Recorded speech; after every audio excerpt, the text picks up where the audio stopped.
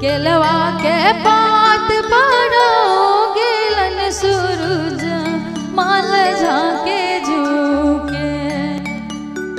केलवा के पात पड़ोगे लन सूरज माल झाके झुके।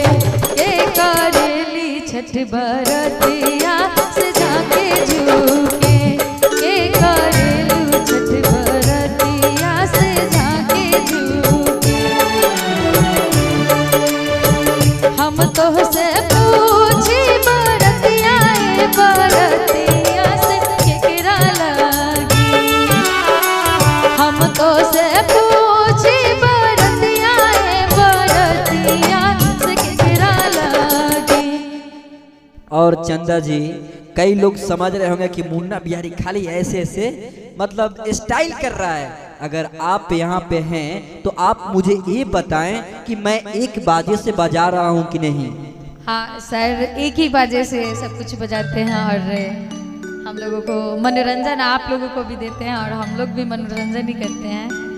तो इसके आगे और देखिए भाई, इनका चैनल चंदा बादशाह है, तो प्लीज आप सभी से मैं रिक्वेस्ट करूंगा कि इनके चैनल को आप लोग जल्दी से सब्सक्राइब कर लीजिए। मैं इसलिए बोल रहा हूं कि बहुत ज्यादा मेहनत कर रही हैं और कुछ दिमाग काम नहीं करता है इनका भाई। जब आप लोग देखते नहीं हैं, वायरल नहीं करते हैं, तो सभी लोग का दिमाग ऐसा ही हो जाता है। तो आप सभी से हाथ जोड़कर विनती कर रहे हैं कि इस वीडियो को जरूर शेयर कर दीजिएगा। और इनके आवाज में कितना मधुरता है आप वो भी लिख के बताइएगा। हम तो से पूछी बरतिया बरतिया से केकरा लगी। हम तो से पूछी बरतिया बरतिया से केकरा लगी। के करेलू छठ बरतिया से केकरा लगी। के करेलू छठ बरतिया से केकरा लगी।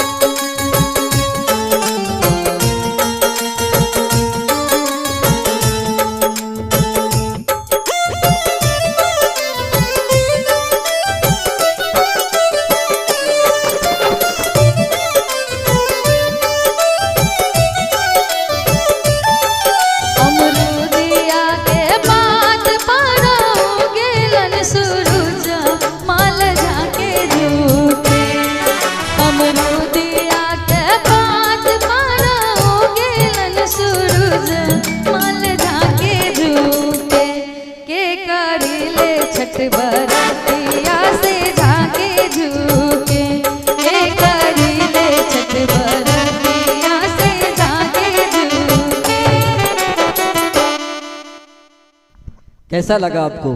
बहुत अच्छा लगा गा के।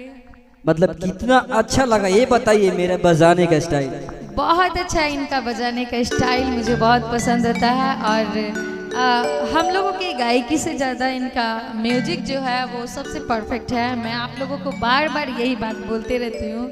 तो हम लोग गाते हैं और सर का जो म्यूजिक है वो बहुत अच्छे तरीके से बजाते हैं, इसीलिए मेरे लिए तो बहुत अच्छा है। Thank you.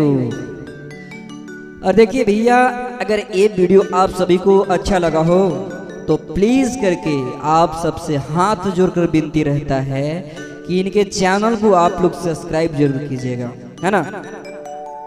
क्योंकि ये एक स्टार के सामने बैठी है, अगर इनका व्यू ना जाए, इनके चैनल को लोग सब्सक्राइब ना करें तो अच्छा नहीं लगेगा, है ना।